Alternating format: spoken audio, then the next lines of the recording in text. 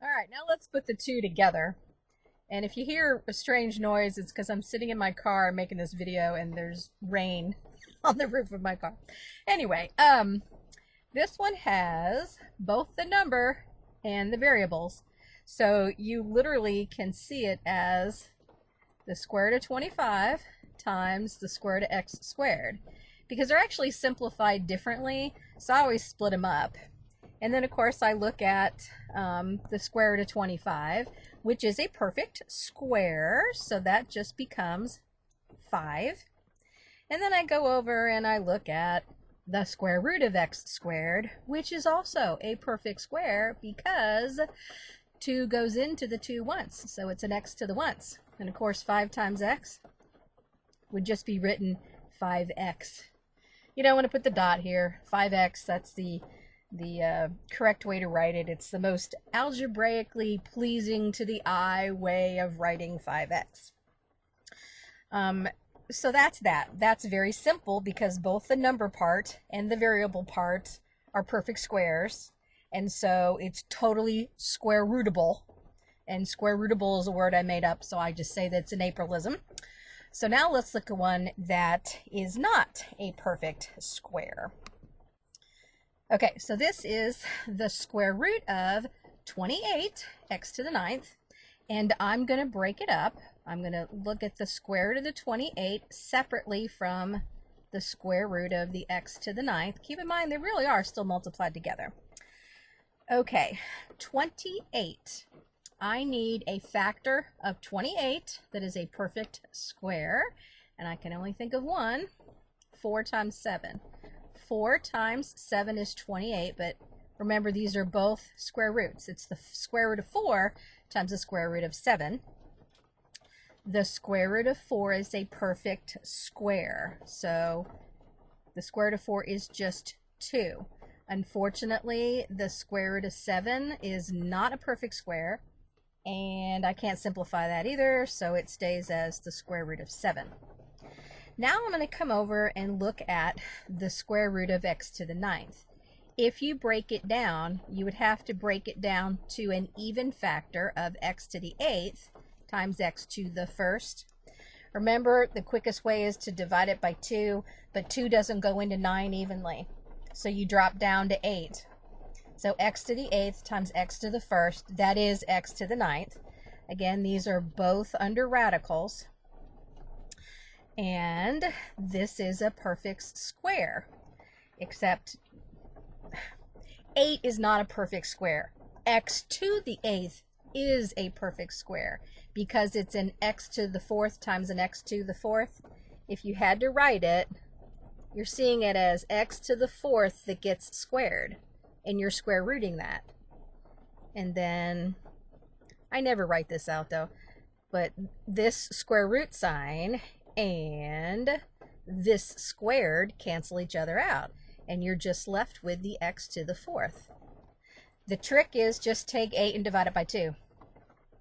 8 divided by 2 is 4. This square root of x to the 1st, however, I cannot take the square root of an x to the 1st, so it just stays as the square root of x.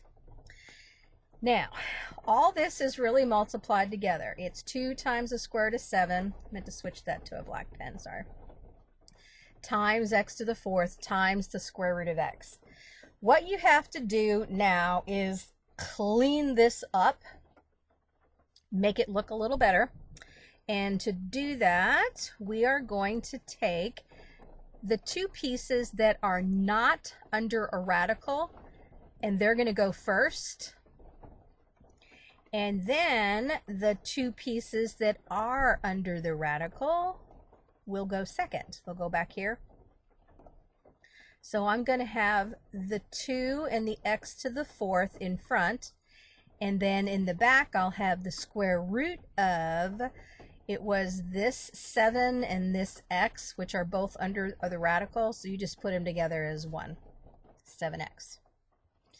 And that's my answer. 2x to the 4th times the square root of 7x. And that's just called simplifying radicals. It's kind of funny though, when you look at the original problem though, to me, just in terms of writing it down, that looks a lot more simplified than what I just wrote because there's less writing. But it's really called simplifying radicals. And a lot of times you'll have to do this in order to combine radicals, which is probably a future thing that's happening. You know, when you add like terms, like if you had 5a plus 6a, you have 11 a's altogether. I got 5 apples here, I got 6 apples there, I got 11 apples. Well, when you combine radicals, which again is a future problem, you're going to be combining square roots of 7x's. So if I had 3 square roots of a 7x plus 4 square roots of a 7x, I've got 7 square roots of a 7x. Just like here you're saying you've got 5 a's and 6 a's, that's 11 a's. Well, here you've got 3 square roots of 7x plus 4 square roots of 7x, which is 7 square roots of 7x. The radical, or, you know, the a here and the a here, it just stays. How many a's do you have? So how many square roots of 7x plus how many square roots of 7x is how many square roots of 7x. So, but anyway, that's one of the reasons you simplify radicals, because sometimes in their given form, when they're given to you like this, and maybe you have to add it to another one, you can't combine them because they're not like terms, like radicals. You have to simplify them to make them that way. So anyway, that's a future video. So I'm going to pause again and I'm going to do one more example for you. Okay, this one's multivariable. I got x's and y's, but I would still break them down. It's like I've got 3 pieces here. I've got the number part, and then I've got one variable, which is an x, and then I've got another variable, which is a y. So I'm literally going to see them as the square root of 45, the square root of x to the 4th, and the square root of y cubed. And I'm going to simplify each of the 3 pieces. Starting with the number, look for factors of 45 that you can take the square root of. And 45 is 9 times 5. So you're really seeing it as the square root of 9 times the square root of 5. The square root of 9 is 3. And then, of course, you still have the square root of 5 trapped under the radical. So that takes care of that piece. The square root of x to the 4th, that is a perfect square because 2 goes into 4 twice. So really this goes all the way just to an x squared. Now the y cubed, I have to break that down to be the square root of y squared times the square root of y. The square root of y squared is a y. I cannot take the square root of a y to the 1st, so he stays under the radical. So when I simplified this, my 45 becomes 3 square roots of 5. My x to the 4th becomes an x squared. My y to the 3rd becomes y square roots of y. And now I just need to clean this up so that my answer looks pretty, and take the pieces that are not under the radical, which would be the 3, the x squared, and the y, and that's going to be 3x squared y. And then take the pieces that are under the radical, that's the square root of 5 and the square root of y, and put them under one radical by themselves, and that's a 5y. And that is my simplified answer. Hopefully that is helping you understand this process.